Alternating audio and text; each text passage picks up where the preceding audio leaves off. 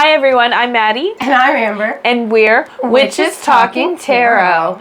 And today we're going to be discussing a really exciting topic. Actually, I'm excited to talk about it, which is snakes.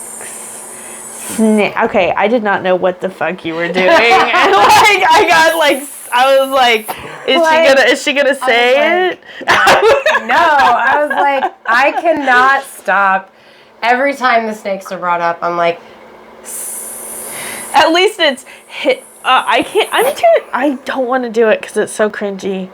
At least you're not hissing at someone. Oh, like the cat hissing? Oh my god, yes. Oh. I dare you to do it. My youngest daughter used to do that. She did. She did Oh, when she was like 6, 7 years old. I can't. And one of my friends at the time, her son was 16. And she was a self-proclaimed cat lady. And she had like Bengal cats. She probably still has the Bengal cats. But she was delighted that my child meowed and hissed at people. Like just uninhibitedly was like, meow.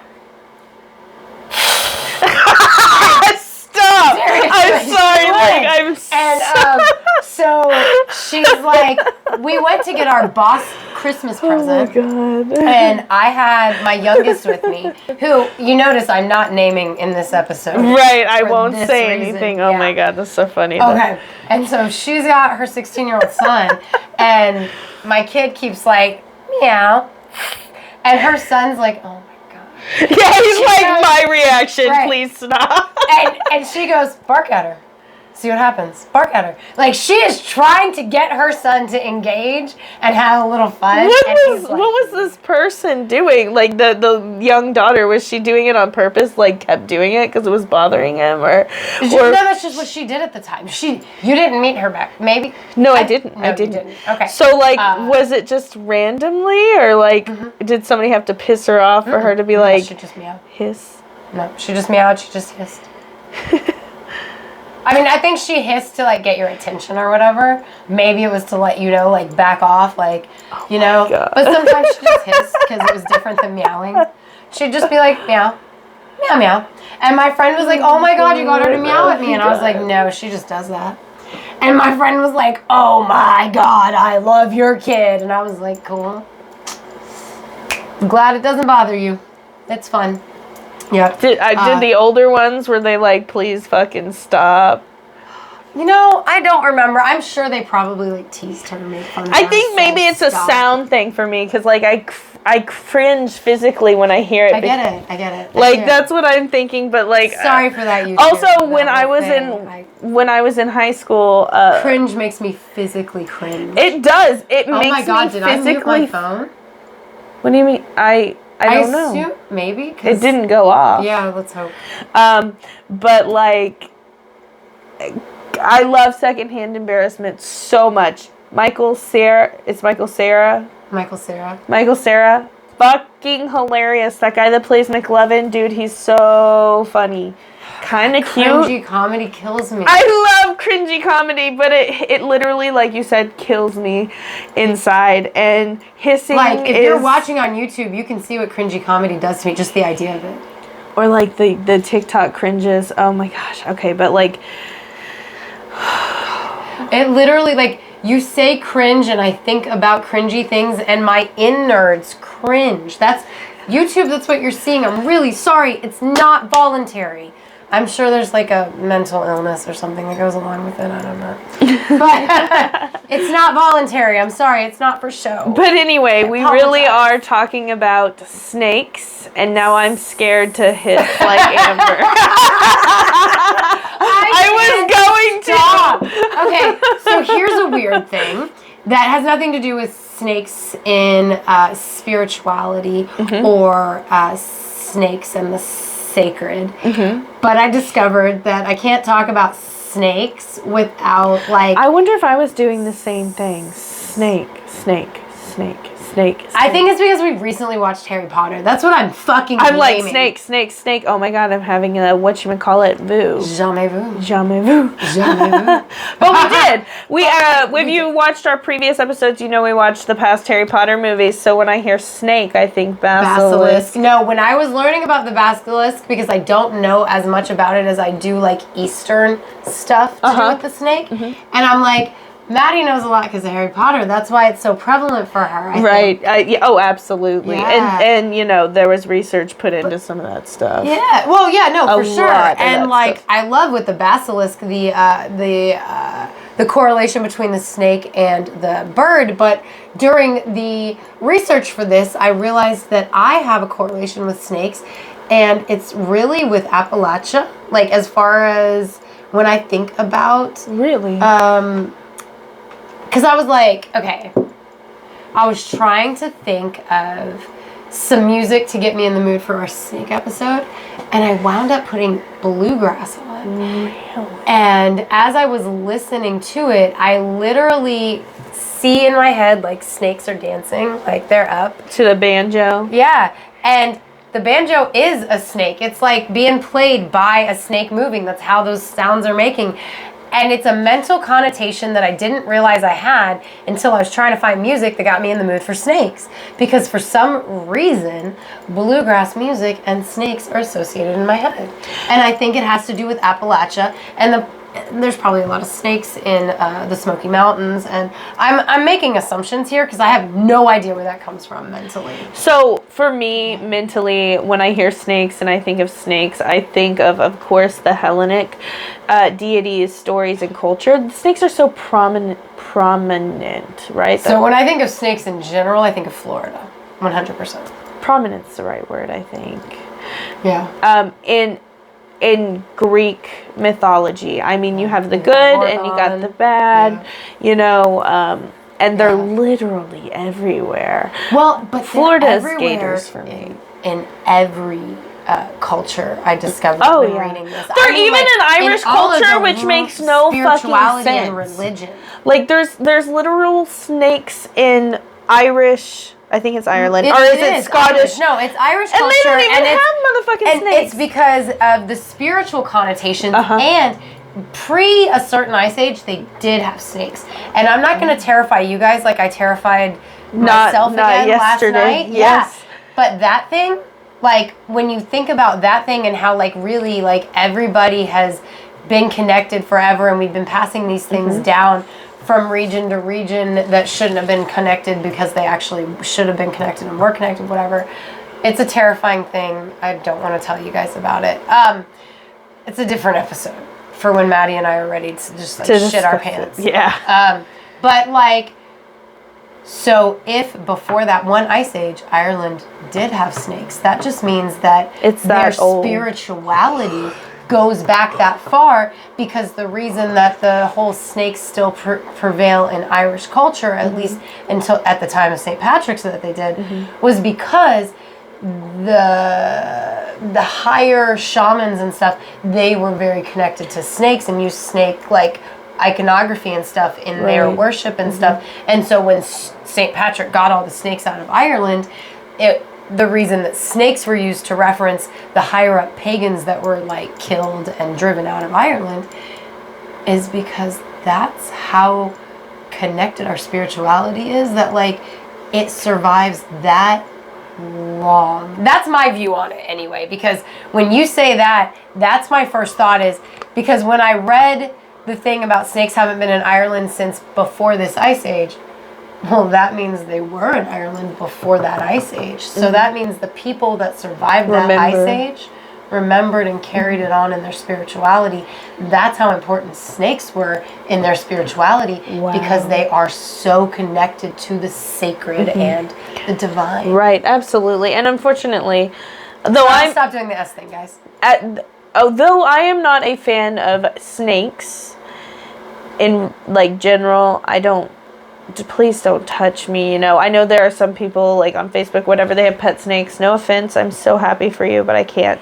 But that being said, you know, snakes, due to some recent lore have kind of come into contact with having a negative sort of vibe around them. Right. Snakes are of the devil. Well, and what I like about snakes in a lot of different religions, not necessarily some of the Western religions, but some of the Western religions still, is that they represent duality. They represent the good and the bad in things. You know what I mean?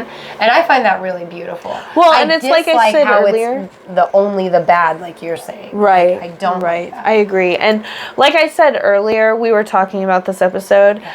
I fully believe they represent the duality partially because some can kill you and some cannot. Some are poisonous and some are not. Some are that dark, some are that light. Some are the negative versus the positive. Not saying that the ones that can kill you are negative or dark or anything like that, but that's how ancient people would see them because it's a survival thing. Like these are non-beneficial creatures to us, but these are beneficial creatures because they eat the pests. Yes. That poison our rice. And they won't hurt us. Or our grain. Well, or and whatever. I didn't say rice for any particular reason. It was the first thing I could think of mice eating. Snakes also, they produce in humans a primal fear. They do. You know, because even if you got bit by a not poisonous snake in the ancient times, it could still kill you from infection. Well, and not just that, but there was a time where reptiles were larger than primates. There was a time where snakes and other reptiles were primates' only natural predator. Oh, yeah. So we have an ingrained fear of reptiles. What about fucking spiders? Well, I'm curious. Not everybody's so afraid of spiders like snakes. Like we have an ingrained fear of snakes because of that. But spiders would make sense because insects and shit used to be bigger than us, and or maybe even not bigger than us. But if a spider's as big as this motherfucking cup, you know what I mean? That still can probably fuck someone up. Yeah. You know? I see, like, I'm picturing, like, I loved all those old, not old, it's like early 2000s. They had a bunch of, like, when CGI was, like, everybody was playing with it, you know. Y'all 80s babies, you know what I'm talking about.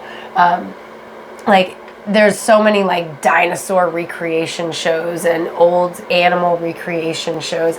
And I ate the shit out of them because, like, I enjoyed like watching these documentaries about like, oh, this dinosaur looked like this and this is how it looked. Right, I love those. Yeah. And they had a lot of them with like gigantic fucking insects, you know what I mean? Right. And like, so when you talk about the fear of the spiders, that's what my brain went to, is those shows where like the insect is as big as my house, you know what I mean? Oh no, that's what I was thinking. Well, and then granted, there's a big ass snakes get that fucking big too, exactly. You know what I mean? And they that's used what I mean by and that's what I mean by like, because I was, for this research, one of the things I learned was there's like a lady who does the scientific-y thing with a title, I don't fucking know what it is, but like, she's like, one of the reasons that she thinks snakes are so demonized in Western theology is because of the primal fear, because of the fact that snakes and other reptiles used to be one of primates' only natural predators, because they were so fucking big. Because like, that's what I'm thinking of, guys. I'm thinking of like, shit, they still get that like motherfucking big in like the Amazon. Yeah. I mean, maybe not prehistoric big, but I mean, they be getting real big. Unless you got and I'm just saying, while I'm at it, the megalodon is real. You needed that shout out. Sorry, we can't talk about the Amazon and snakes without me singing that song. And just so everybody knows, the megalodon is also real. We should do an episode on that. Maybe is it spiritually connected? Fuck yeah, the megalodon's real. But anyway, we're talking about anacondas. Right. Speaking of anacondas, because this is technically on. Unless you got buns, hun. This is technically on point with the whole anaconda, but there's this movie out on Sci-Fi called Piranhaconda. Oh my god! And it's a anaconda. I think I've watched it. I love those movies. There's like putting them on in the background. Giant anaconda versus Crocosaurus. I love those movies. I love making fun of them so much. Dude, okay, no fucking joke, guys. I came to my grandparents' house. I don't know what he was doing. He had the Sci-Fi Channel on, and one of those movies was playing. I thought it was a cartoon at first.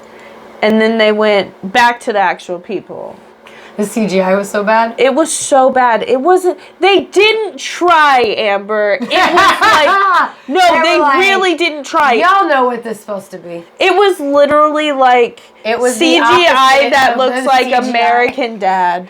It was the opposite of what I was just talking about. Yes. They were all so proud that they figured it out. No, this was straight up... It looked like a cartoon, like Family Guy or American Dad.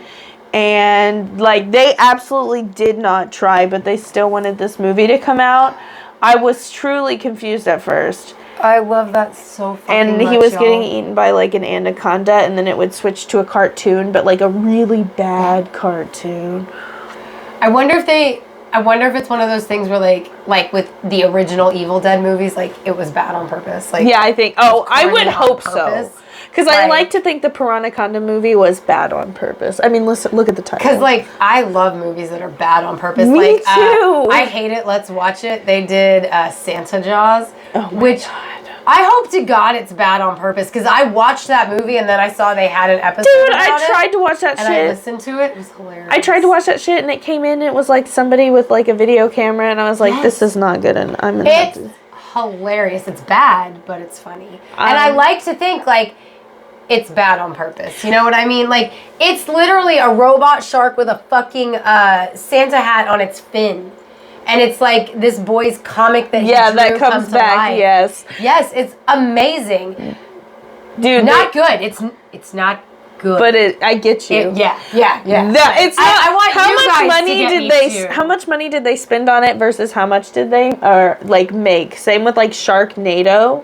Sharknado has become a cult classic somehow. It really has. And also they had 3-headed shark attack, which was all right. Then they came back with 6-headed shark attack. Shit don't make sense anymore. No. Maybe I could understand 3-headed. Multi-headed snake one. I'm sure there is a multi-headed snake one, but that's called Hydra. Or not Hydra. Is it Hydra? What is it? No, I think you're right. Okay, it's Hydra. And then there's, the Gorgons that have the snake hair. Oh, shit, back to Hellenite culture. Right? Yeah, like... Speaking of Hellenite culture, God. One of my favorite things, like, because you had brought up Asclepius, Apollo's son that is associated with medicine. Mm-hmm. He was gifted the staff that has the serpent running around it, right? Okay, so one of the tales that I read about him is he... was like the god of medicine or associated with medicine. Because, healing and stuff, yeah. He came upon a snake he wounded a snake and he witnessed another snake. And I read a fairy tale like this, but it wasn't the Greek myth. He saw another snake go get special herbs and bring it to the snake and heal the snake. So because he gained the knowledge of this herb that would save love, I don't know. I don't think. Oh, you don't think so? No, it goes south from here. Oh. So he learns the knowledge, right, of the magic plant that'll like bring you back to life, save your life, whatever. And Zeus is like, we can't have him healing all humans. Like, that shit's not gonna fly. And so he had him killed. But that's how Asclepius or whatever dies, like at least in one legend. But like in my original Grimm's fairy tale book, because I have like Grimm's Darkest, and it's like some of like the original stories before they got like all like buttered up for kids. And it's a story, I think it's called The Snake Leaves, and it's about like this snake got cut into 3 pieces, and this other snake goes and gets these special leaves and puts them on all where the snake has been cut into 3 pieces, and the snake heals back together. And the protagonist of the story, like, I don't remember the whole story, and I meant to read it before this, and then I forgot about it until just this moment in talking. Sorry, guys.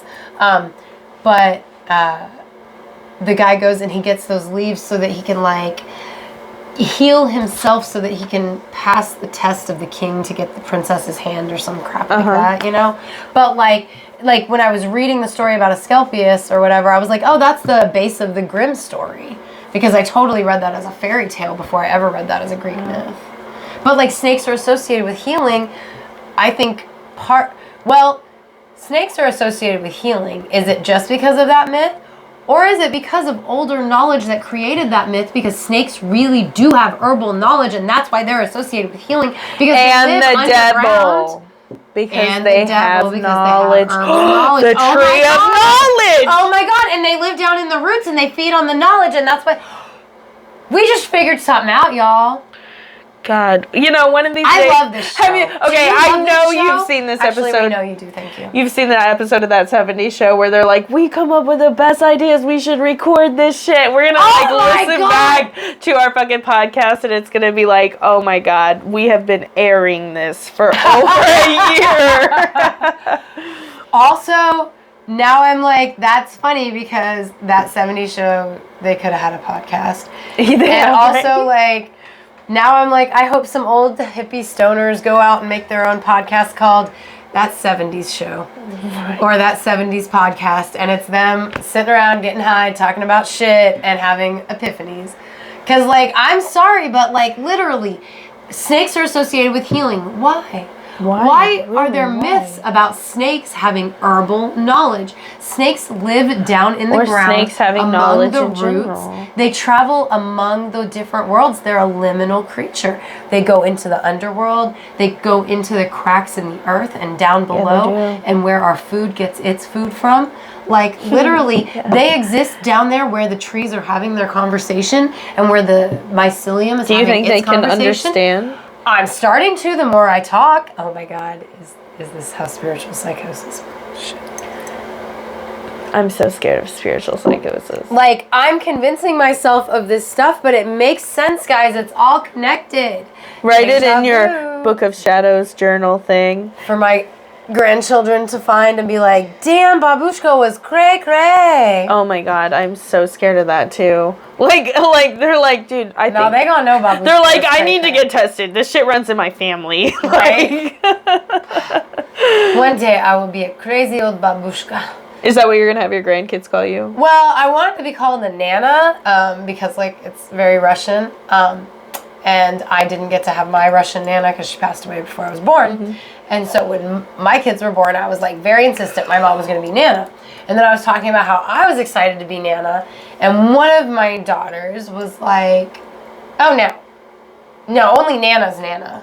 And I'm like, well, that's not fair. Like, I've been waiting your whole life to be a Nana. Mm-hmm. Like, I don't want you, I'm not trying to push her into having kids, guys. Well, I hear Nana, and I think banana. I'm okay with that. You're okay with that? I am. Like, one of my favorite stories is called Banana Fish. Sad. But it's... I love Seymour Glass. It's sad, but I do. It's a J.D. Salinger, 9 stories. It's the first story. And it's the first story about the Glass children, which he went on to write multiple books about, that whole family. I feel like I've heard about it. Franny and Zooey. I've talked about it before. It's like, J.D. Salinger was my favorite author for a very long time. Because I no longer have the teen angst that I used to have. Yeah, I feel that. I don't connect as much, but 9 stories, that's different. It's not all teen angst, but like Franny and Zooey, there's a lot of teen angst. The Catcher in the Rye, there's a lot of teen angst, you know. Yeah, but anyway, fucking Banana Fish, Nana, babushka. Anyway, so if I can't be a Nana, I'm gonna be a motherfucking babushka. I'm excited, you know, I hear you. Whatever. I hear you. I'm not pushing my kids to have kids, trust me. Like, don't think I'm one of those, because I'm not. Corey's already making plans for what kind of grandpa he's going to be, but yeah. So back to snakes, because they're associated with fertility. And I think they're also associated with, like, the matrilineal line. Because of the divine feminine. Oh, yeah. They are associated with such divine feminine, which is an argument as to why they've been given such a bad rep lately. Yeah. You know what I mean? Yeah. But there are many goddesses that have the snake as, like, their sacred animal. Yeah. I mean, like... The snake is sacred to Demeter. Yeah, exactly. Well, I imagine so. It eats the pests and the rice. Exactly. Or, I'm sorry, the mice. it goes down into where the roots are. You know what I mean? Exactly. Also, I read that there was a Native American legend. I think it's Hopi, H-O-P-I, I think. Maybe it's K-O-P-I. I can't remember. It's something O-P-I. It's H. Yeah, H, okay. H. And basically, they believe that the mother goddess has snakes on her, what the fuck would you call it? A staff? Staff. And they're her companions. And they're sacred to the Mother Earth. They comes with that feminine energy. They also do like some snake dance to bless the crops. And then they and call for rain. I read about that. And then they release the snakes out. Right. Because the snakes will be there. And they'll eat the pest. Yes. And they'll churn the dirt, which is good for the roots. Exactly. And it makes the crops more prosperous. Now, there is some other ways of snake dancing, which I did not do too much research on. Well, I can tell you that. Okay, so at one point, I feel like I can talk. I think it's okay to say this. At one point in my husband's childhood, he used to get dragged to all sorts of different crazy churches. He grew up in Memphis, so there was a lot of churches in the ghetto that he went to. Never the nice churches. That's never where his stepmother wanted to go. But he went to a lot of crazy churches, like churches that are in somebody's house. You know, like, oh, wow. I don't know if you've ever been to one of those. No. They are uncomfortable. Those are cults. Yeah, like straight. Uncomfortable. But the only time he threw a fit and refused was she wanted to go to a snake handling church. And my husband is terrified of snakes. I've talked about it in previous episodes. That is like the one thing that he's like afraid of. He does not do snakes. That's why I associate Florida with snakes, because Corey... Well, not only did I play with snakes when I lived in Florida as a child. Yeah, I know. It wasn't the brightest, but I was like a big tomboy. I collected spiders and snakes, and I had a good old time with all them slimy things. But he's always like nervous outside in Florida because snakes. They're everywhere. They are. They're everywhere. But like there was a point to that. Snake dancing. Snake dancing, yes. Like, I didn't look into snake dancing churches. Like, look, the bottom... There's only a few left. I mean, like, literally the bottom line, and I'm not trying to diminish anything, it's just that the belief is, if you're holy... Yes, if you're holy, you will be protected. God will clamp the snake's mouth closed, and you will not be bitten. You will be protected, brothers and sisters. And if you are not... If you are bitten, then we know you are unholy. Dude, I'm so excited. Sorry. I'm so excited for you to watch True Blood. Like, no lie. Like, Amber's never seen True Blood, but she said she's going to give it a shot. Yeah. Please do, because it's fucking great, because they're from Louisiana, and there are churches like that in True Blood. They're like, praise his light. And I feel like it's not that offensive, because we live in the South, and they really do be talking like that. Yeah. Or at least we watched a TikTok last night. I'm imitating the girl from the TikTok. Oh, yeah, right. Straight up. He's, But also, protection. Snakes are associated with protection. Yeah, they are. Because of their behavior. Right. Like, actually, if I were to have a statue, like you have alligators, you could have statues of snakes outside. I think that would be great. A protection spell, but you're imagining it a giant snake eating its tail all around you in the sacred image. Oh my God. No, I mean like as it like he spiritual. He would sense that snake. He'd be like, "There's a basilisk around my house. What the fuck?" Oh my God! Did you get that meme I sent you? That was like me trying to figure out what the chamber is. Yeah, but like dead ass. And I think that's when I started doing this thing. Right. Oh my God. Do you think, check out our Harry Potter episode, by the way. Yeah. Do you think that people can really talk to snakes, or do you think that's strictly fiction? Because it's not just Harry Potter where people can speak parcel tongue, though I think it's only called parcel tongue in Harry Potter, unless I'm wrong. But there's a belief that some people, evil people, can talk to snakes. And I say evil in the Christian sense. So this brings up other lore about snakes that I had jotted down. Thank you. Okay. So let me In the same way that you can communicate with any animal, I believe it is possible to have a communication with a snake, right? But I believe you have to have a connection, probably, right? Because, like, I mean, do I think you can speak in snake language? I think some people do believe you can speak in, like, different animal language to different animals. Lolly. Oh! No! I'm so sorry. I'm so sorry. I'm so sorry. You're good. It's Okay. fine. I don't care. I'm not the one that meowed. Anyway, but, like, I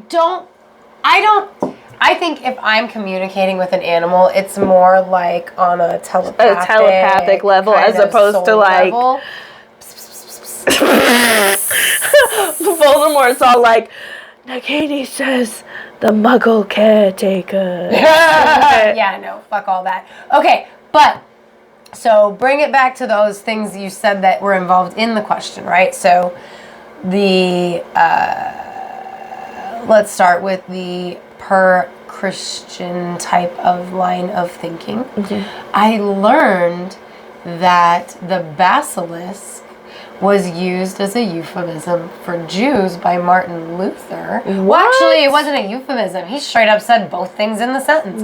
So Martin Luther said, if you are out and you hear a Jew speaking their whatever, just know that's evil coming from a basilisk. It's an evil message coming from a basilisk to demonize Judaism. Wow. Right? Okay, so take it further back. Basilisk. So basilisk lore outside of Harry Potter, right? Because I didn't know much of it other than what I know from Harry Potter, because it wasn't like I learned, I think, more about Nagas in my younger days than I did basilisks for whatever reason. No idea. Pop culture that I was experienced with, whatever. Because like dragons and other things more than a basilisk. That said, there are probably things that were basilisky that I didn't realize. Okay? But, okay, basilisk lore that I learned that made me go, holy fucking shit! Okay, so basilisk, it can just kill people with its gaze. Gaze, I'm sorry, with its gaze. Yes. You don't want to look it in the eye. It's got, yellow eyes. It can kill plants with its gaze. It poisons everything around it. Snakes are associated with pagans. If a witch looks you in the eye, they can bewitch you. They can put you under a spell. I think that basilisks, a lot of the time when you see it in the pop culture of the Victorian times, I think it was code for a pagan person. Like, you know what I mean? Like they were basically, you know what I'm saying? Like it was just a thing that happened as I was learning more about the basilisk. Right, that does make sense. It made a lot of sense, like when I was like, oh, the gaze, because like, oh, it can bewitch you with your gaze. Now that said, I did watch lore growing up that is very similar to the basilisk. Rikki Tikki Tavi was one of my favorite motherfucking cartoons. Rikki Tikki Tavi is about a mongoose and cobra. A cobra's trying to kill the baby in the crib, and the mongoose is protecting it. The mongoose is Rikki Tikki Tavi. Now the basilisk is thought to be associated with, like, as a real creature, the cobra. The basilisk can be killed only by the weasel or the urine of the weasel. Cobra's natural enemy is the mongoose, which is like a weasel, pretty much, but like different country, whatever. Corey loves mongoose, by the way, because they kill snakes. He loves mongoose. But I was like, just all like, there's different things. Like, I just wanted to like bring in that I'm pretty sure that it was like basilisky lore, the Rikki Tikki Tavi. Like that's why that cartoon was made, because it was supposed to be reminiscent of the basilisk, and or that could be, the basilisk really could just be representative of cobras. Like really, when we read basilisk, it's the cobras, that the spitting venom and all that, right? Because they call, had a different name for it wherever. You know what I mean? Right. I like the theory that it's pagans, though. Yeah, well, and also, here's something I found really interesting about the basilisk. Again, it's not the basilisk episode, guys, but Maddie really likes it, and I learned a lot, so I figured she'd really enjoy talking about it. It's so connected with birds. There's also a thing called it is, absolutely. Cockatrix. Yes. Which came before the basilisk, and it's the opposite of the basilisk. It's a bird that was hatched by a lizard or a serpent. And it's really? Okay. Shit. Well, you know what? I have to say I do love that they go together, because what do snakes do? They eat birds. But what do birds do? They eat snakes.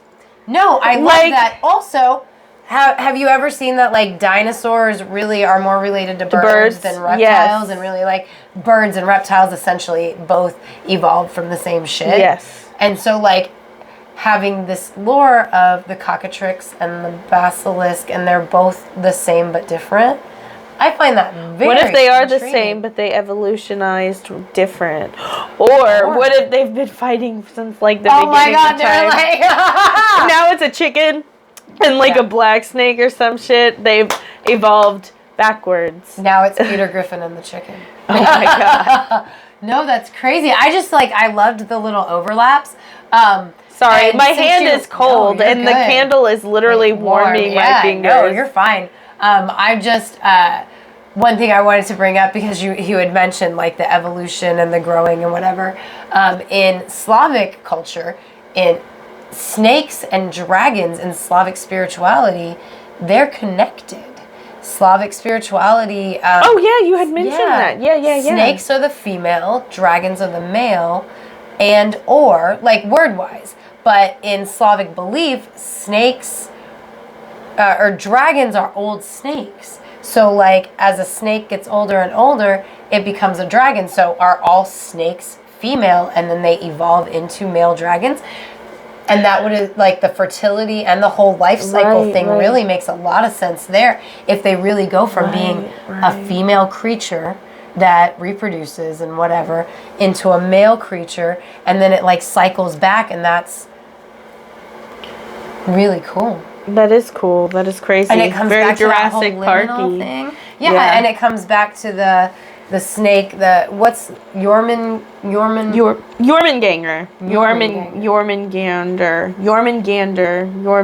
something like that. See, this is why I wanted my notebook. I wrote these things down, and now without seeing those words, I cannot The giant say snake in the ocean. Right. Yes. I have read like so many stories of like a giant snake wrapping itself around the world. Yes, there's so many, and like, cause like, okay, so I brought up the Naga earlier. It's from Hindu, Buddhist, and Jainism. That makes sense. They're so close to each other, like in region wise. I think. Right. And it's half person, half cobra, and they're divine creatures. They're like mermaids, but cobras. Yeah. Well, and I've seen ones where it's like it's a woman's face, but she's got the big cobra hood. And the body, but she's like she's got nice tits, but like it's with snake, skin over it. Also, YouTube. I wore my snake skin just for this episode. It's not real snake skin, guys. It's like fabric. Don't hate me. Disclaimer. Yeah. I won't keep talking. I was going to mention the P word, but then I was like, we had enough controversy. I know. Were you going to do that too?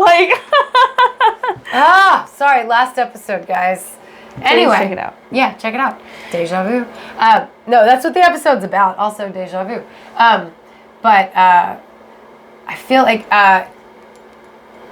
there was something else that was like really. I mean, guys. Okay, we're probably gonna have to do another Snakes in the Divine episode. I know. There's so much to unpack. There is. I realized because it's literally in every culture of the world. African, even places Asian, where they don't have snakes right now. Exactly. It's everywhere, and every culture has snake-related deities. Every culture has snake-related myths. Every culture has snakes associated with one of the following: protection, fertility, health, rebirth, renewal, regeneration, the underworld. What's the right way to say like the Christian eviliness? Trickstery. Right? Warning. Warning. I read that snakes could also be a warning. Yeah. Well, and I read like from a positive perspective, snakes are really great for if you need to put up boundaries in your life. Snakes represent boundaries really well. Snakes have no problem putting up boundaries. They'll back into a corner and be like, don't come within where I can fucking reach you, motherfucker. Yeah. You know what I mean? That's also why snakes are associated with protection, because they will immediately protect. Yeah, I don't know. Like, have you ever had any weird snake encounters? Like, I have. When I was a kid, the Corey says it couldn't have been a cobra. When I was 5 or 6 years old, my best friend Ellen, who was also my first kiss and then grew up to be smoking hot and lives in Germany. Whatever, if you listen, Ellen, smoking hot. We have German listeners. But we were walking around in the woods in Texas, and we saw a snake that raised up where its body was upright, and it did a thing where its head got real big like a hooded cobra, and it just looked at us until we like moved away. That sounds more like a spiritual experience than a physical one. Like, Corey swears there's no way I saw a cobra in Texas. We now know from the Everglades, like, people be having exotic pets and just letting them out without caring. Yes, they fucking do. Don't do that, okay? Don't do that. I'm sorry. It ruins ecosystems. Look, my shirt literally says, save... Support wildlife. Okay, support wildlife. Support wildlife. And a good way to do that is not releasing your fucking exotic animals into the wild. This includes snakes and lizards, because... And gators. Don't fuck with the gators, man. Right. They're liminal, too. We gotta do an episode on gators. Specifically in terms of snakes, they breed and create hybrids. And also, it's cruel, because if this is not their environment, they're going to freeze and die. Not just that, but if they thrive because it's not their environment, so they're the only predator to these smaller prey animals, it fucks up the rodent population, it fucks up the bird population, which in turn fucks up the insect population, which in turn fucks up our population, because insects spread illness. And when there aren't enough rodents and birds to eat the bugs come bug us. So it's literally all goddamn connected, and you need to do your part by staying the fuck out of the cycle where you don't fucking belong. You know, and I will stay on that soapbox every fucking day, because the Everglades was my literal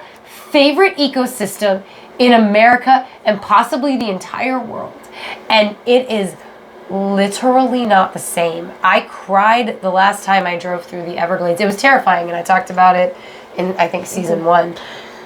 But as terrifying as that trip was, it was heartbreaking, because I love that country. I love the animals that naturally exist there, and people decided that they could do whatever the fuck they wanted, and they literally ruined an ecosystem. When you introduce animals into an ecosystem that don't belong there, thank you for not only are you negatively affecting that one particular animal, you are negatively affecting every single kind of animal that animal would prey on or would be prey to. You are changing an ecosystem for the worse, and you don't give a fuck, but the rest of us fucking do. Thank you so much. Sorry. No, but because it is something I feel about passionately. It's something I feel very passionately about, and I'm like, oh, thank God Amber is going at it, because I do. I feel so passionately about that. Not to mention the fact, what kind of asshole, and I'm going to say this because I know someone that did, and it makes me sick. It makes me physically sick. My stomach twists. Oh my God, I know what you're going to say. What kind of asshole releases their snake because we don't want it anymore into the backyard in January? A snake that's meant to be in the desert, you're a disgusting asshole. Like, you're a piece of literally trash. murder. That's murder. And who watches it slither away and know it's gonna die and feel nothing? But also, it's not gonna slither away and die because you released it into your backyard. So it's going to go to a heat source, which is somebody else's house, which means someone's going to get hurt. The snake is going to get hurt. Or maybe the snake is going to feed on the rodents that are living around that house, and it's going to live on the warmth of that house. And then in the spring, when other snakes are alive, I feel better thinking that maybe it didn't die.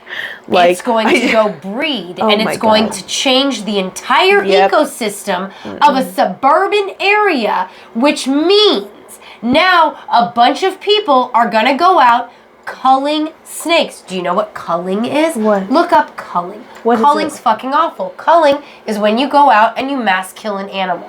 Oh my They do it with sharks when there are shark attacks. They do it with snakes when Jaws. Yes, exactly. No, I get you. Culling is bad for the environment. Hybrids in an area that aren't prepared for like a super predator is bad for the environment. If you like birds, you like listening to birds, you're fucking with their environment. Some people just don't fucking care. I don't want to believe that Like, some people are so ignorant that they don't know. If you're still with us, thank you, and I'm I sorry. know. I'm sorry. We'll get off here soon because we're almost at our hour. I just don't believe that people are so ignorant they don't know what they're doing. Not with fucking social Not anymore. media. Not you know anymore. what? That's Back when not I was an a kid, excuse. where that could have been a cobra, maybe they didn't know. But now there's no excuse, Yes, like you said. exactly. There's no excuse. You know what happened to the Everglades, man. You know what's happening to the ocean. Fucking care. Yellowstone. Fucking care. Fucking care. And you know what? That's what the snake tells us. You know why? Because the snake represents duality. The snake represents duality. Knowing what you want and doing what's right any fucking way. Also, the snake represents a continual cycle because the snake bites its own tail. Literally, there are some snakes that have been known to eat themselves. Yeah, they really which is do fucking when they're hungry Cognos? and not it Okay, like I didn't look more into it. a lot of them are really hungry, and some of the if it's a captive snake eating itself, it is 100% because you are not taking care of it correctly. It's stressed. It's either extremely stressed or it's fucking hungry and you're not feeding it enough. There's a number of reasons, but from what I saw, a lot of it was stress. Now, keep in mind, I'm not a snake expert. I don't like snakes, and I don't have a pet snake. I guess we're going to do this at the end. I meant to do a disclaimer at the beginning. This is not an episode where Amber and Maddie are biologists or are going to tell you that shit. This is a spiritual episode. Amber soapbox a lot. I am sort of sorry, but I'm not sorry. I'm not sorry at all. Like, you put the way that I feel into words 100%. Amber just took over. And I'm thankful for that because... Good. Like, if you're going to cancel me for that, I get so much hate for, like, voicing these things. No, I totally agree with you. I literally just had to experience exactly that the other day. It was very frustrating. Yeah. But animal welfare is something I feel really strongly about. Really fucking strongly about, and I won't get on that motherfucking soapbox. Right, we can't. Yeah, I guess we're getting close to our time. But so, Snakes in the Divine Part 1. Yeah, seriously, Part 1. There's so much to unpack. Like, I feel like we're just gonna have to do it again to give it like better justice. Oh, I'm totally down. And so if you guys wanted to hear more about a specific thing, now's the time to comment on this one so we can prepare better next time. Right. And I don't mean better because I feel like we did a great job. Yeah, I feel like I these just were good mean episodes. Like there's so much to talk about. This would be a 3-hour episode, like we talked with the mushrooms. Like that's gonna have to be a multi-parter too. Anyway, if you're watching on YouTube, don't forget to like and subscribe. We're so close to 100. You can also find us on Twitter at Classiest Witches. Yes. Hello, Melissa. Hey, Thanks Melissa. for being our follower on Facebook. And if anybody else wants to join our lovely patron, Melissa, following our Facebook, we're Witches Talking Tarot on Facebook and Instagram. And check us out on Patreon. Yeah. So that you can get your own shout out. Yes. Yeah. And we send out Christmas presents, don't we, Melissa? Yes. And Pam. and Victoria. Yes. All right. Thanks for coming to sit. Thanks for coming to sit with us for a spell.